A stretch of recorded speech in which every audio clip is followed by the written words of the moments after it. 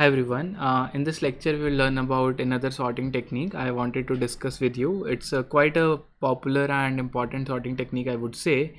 It goes by the name of counting sort. Okay, and it's very intuitive and very easy to understand as well.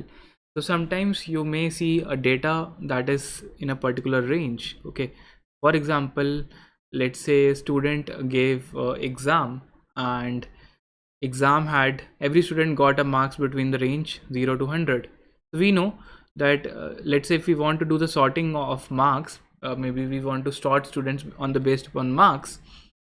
We know the marks will always lie in this range 0 to 100. Okay, so instead of doing inbuilt sort function or something else like bubble sort, selection sort, this sorting algorithm comes very handy, and it can almost work in linear time. Okay, linear in terms of range. Okay, the number of elements plus the range. I will tell you how it is going to work with the help of one example. Let us take example of a small array which contains elements like, let's say, 5, 8, 3, 1, 1, 2, and let's say 6. Let's say these are the elements we have. So what we will do, we will say this is our original array. We will make a count array, okay, starting from index 0 till the largest element. Okay, so the largest element is 8. So this is going to be like a frequency map, you can say, and this index is 0, 1, 2, 3, 4, 5, 6, and two more boxes, 7 and 8. So now what we are going to do, we are going to scan through this input array one by one. So we see a 5, we increment the frequency of 5 by 1. We see a 8, we increment the frequency of 8 by 1. We see a 3, we increment the frequency by 1. We see a 1, we make this as 1. We again see a 1, so we increment this frequency by a factor of 2.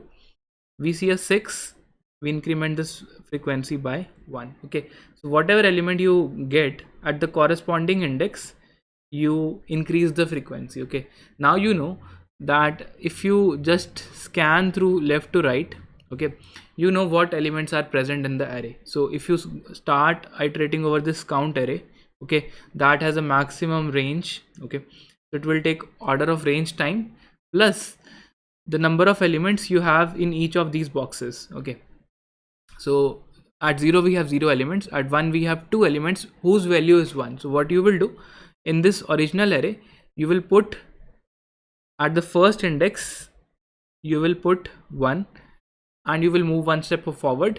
Here you will also put 1. Okay, next you go here, we don't have any element here. You go to 3, you see there is one element which was 3 on the original array, so you will put a 3 here. Okay, next you go to this, next you go to this, so next element we should put as 5.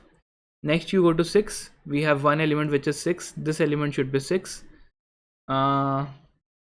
Did I miss anything? So we have okay, 5, 6, we don't have a 7 here, and we do have a single element which is 8 here. Okay, so I think I missed one element. So we have 1, 2, 3, 4, 5, 6, 7 elements. 2 plus 1, 3, 4, 5, 6. Yes, I missed one of these elements. So which element did I miss? 5 is there. Okay, 8 is there. Okay, 3 is there. Okay, 1 is coming 2 times. Okay, 2 is coming 1 time. Okay, so 2 was also coming 1 time. This basically I missed. So let's ignore, let's assume 2 was not present, and for this element you will replace it with 8. Okay, so this frequency remains 0. So effectively iterating over this array took order of range time plus you're also iterating over this array. Okay, so the maximum time complexity would be order of range plus n, and this is how the counting sort algorithm is going to work. In the next lecture we will discuss the implementation of this counting sort technique.